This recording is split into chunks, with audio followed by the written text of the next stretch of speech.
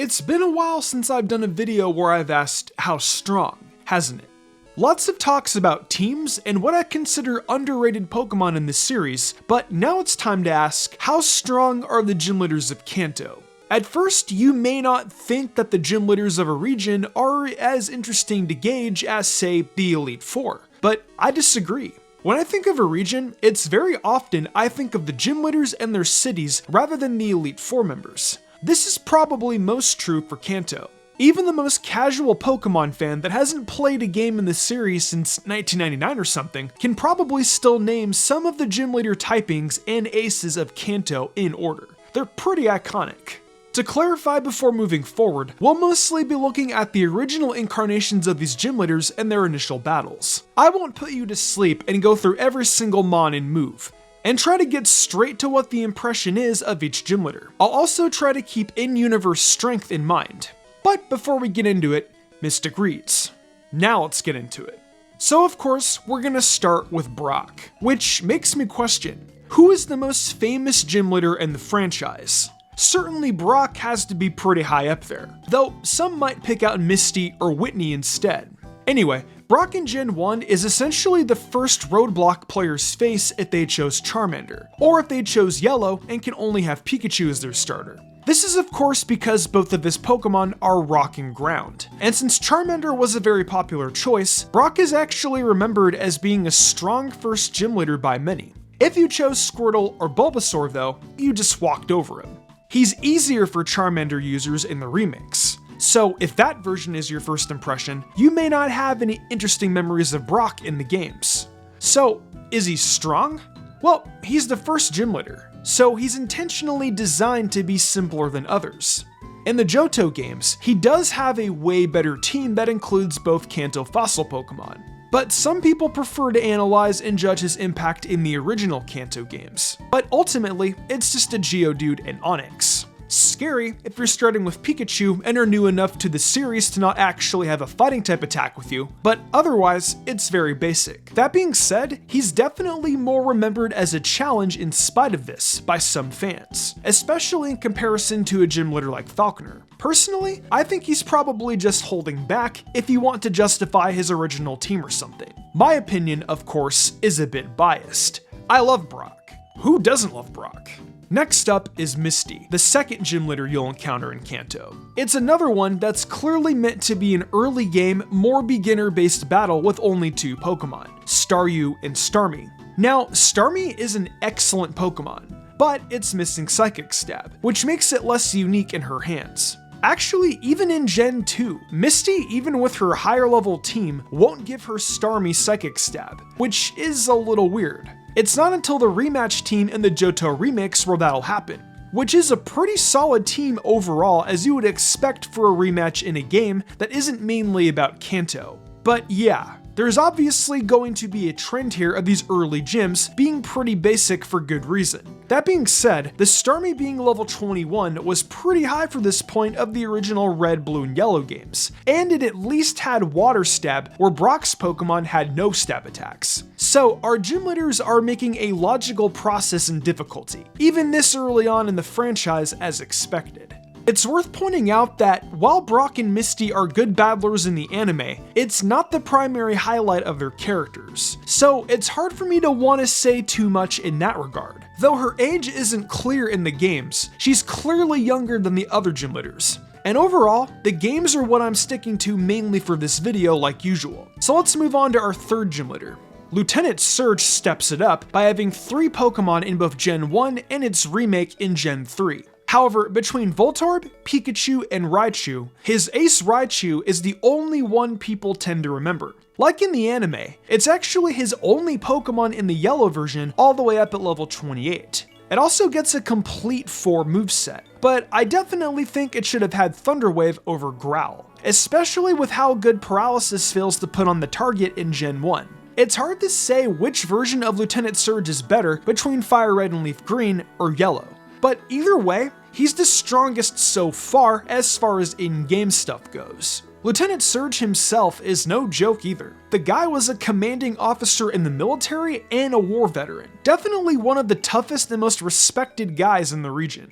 Facing the 4th gym leader after tearing through a bunch of rocket grunts for XP isn't too bad. Erica, the grass-type specialist of Celadon, is a logical follow-up in difficulty from the previous gym, but the level gap may not be as bad depending on when you approach her. Her team in Pokemon Yellow is higher than the other versions, including the Fire Red and Leaf Green versions. But 2 of her Pokemon aren't in their final forms, which I've always thought was really strange. In the original Red and Blue games, her Victory Bell had both Sleep Powder and Wrap, making it potentially one of the most annoying Pokemon to face in a major battle in the game by default, if she actually uses her moves correctly. This is around the part of the game where it finally feels like picking Charmander is paying off if it was your choice. But Erica also just suffers from the fact that this is part of the game where the player gets more options to work with. So there is a chance you'll be able to counter her confidently because you're able to catch a wider variety of Pokemon.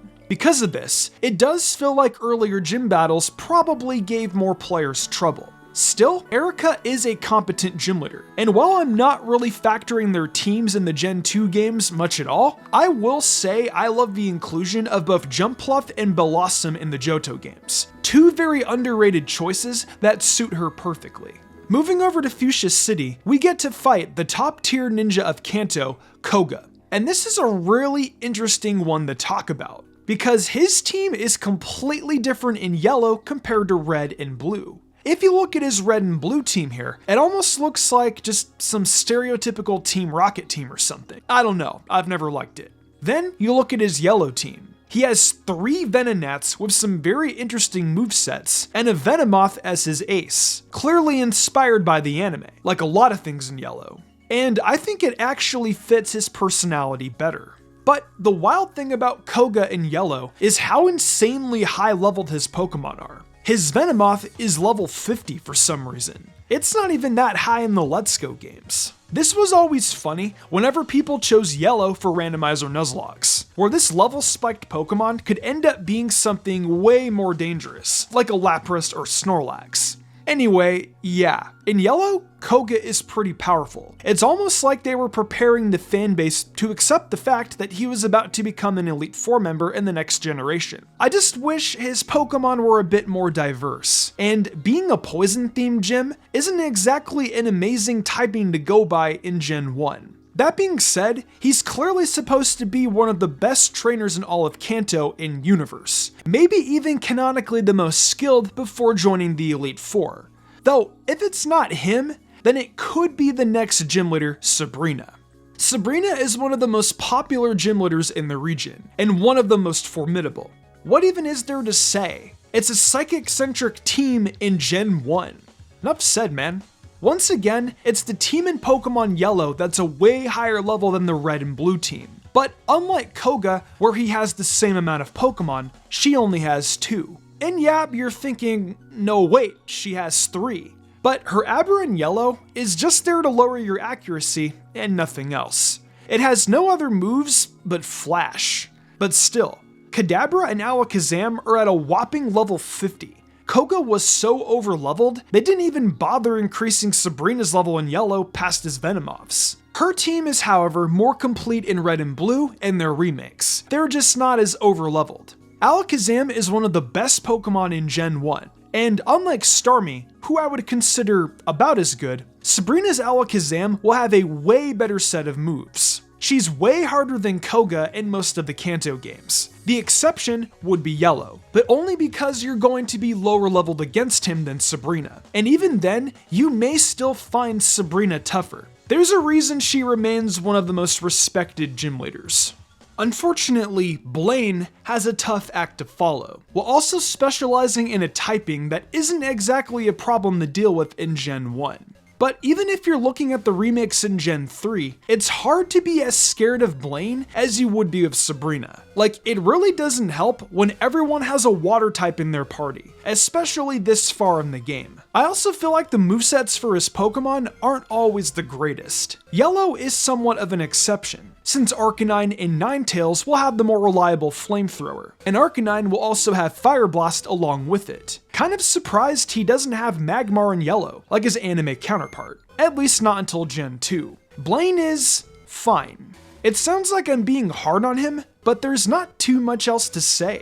I will at least say, however, his Heart Gold and Soul Silver rematch team is pretty fun. Our last gym leader is the iconic villain leader, Giovanni. He's one of the most dangerous gym leaders in the entire series, not just in Kanto. This is a guy who can probably make you disappear with his Mafia Team Rocket buddies if he really wants to. He's also a pretty strong battler too.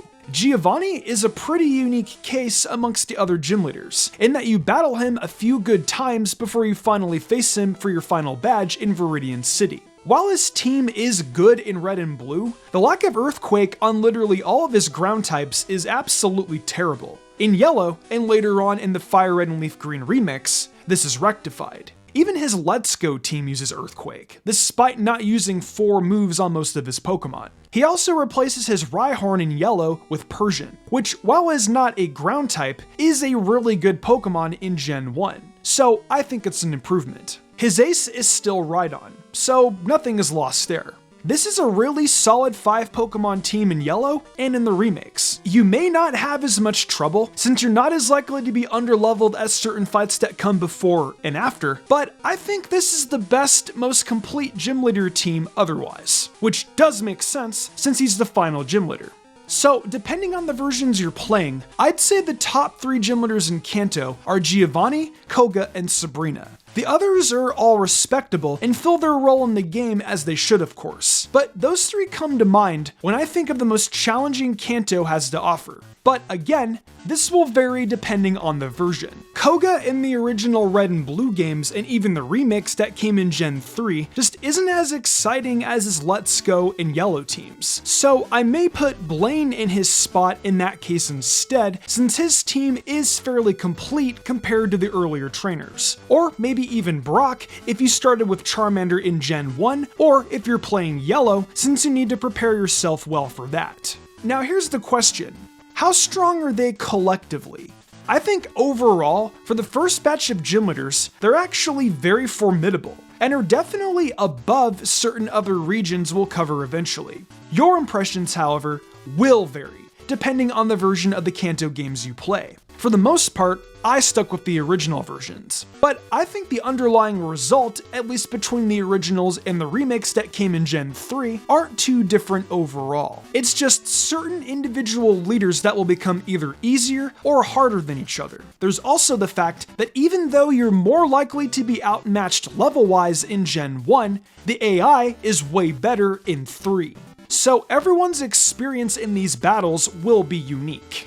But what do you think? Do you agree with how I've gauged each gym leader? Where would you rank the Kanto gym leaders collectively compared to the other regions? Who do you think wins in a fight? Military veteran Surge or expert ninja Koga? Let me know down below.